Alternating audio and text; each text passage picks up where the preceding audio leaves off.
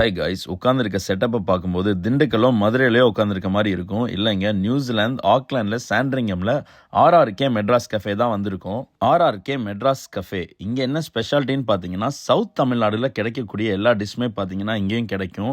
இடியாப்பம், பாயா, பரோட்டா, குறிப்பாக சொல்ல போனால் மட்டன் பிரியாணி சீரக சம்பாவில். நான் திண்டுக்கல்ங்கிறதுனால இவங்களோட சீரக சம்பா பிரியாணிக்கு பெரிய ஃபேனுங்க. இவங்களோட குழிப்பணியாரம், கறி தோசை, பொடி இட்லி, கொத்து பரோட்டா வேற லெவலுங்க. நியூசிலாந்தில் பெரும்பாலான இடத்துல ஃப்ரோசன் பரோட்டா தாங்க இருக்கும். இங்கே உங்களுக்கு ஃப்ரெஷ் பரோட்டா கிடைக்கும்.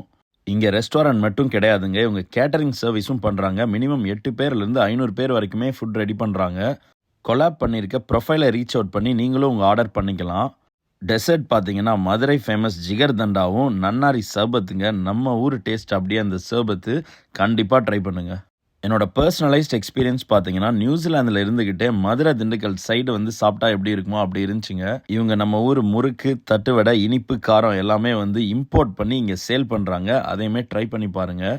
நீங்களும் சாண்ட்ரிங்கம் வர்றீங்க அப்படின்னா ஆர்ஆர்கேல அத்தன்டிக்கான சவுத் இந்தியன் ஃபுட்டை ட்ரை பண்ணுங்கள். அடுத்த வீடியோவில் சந்திக்கலாம். சியர்ஸ்.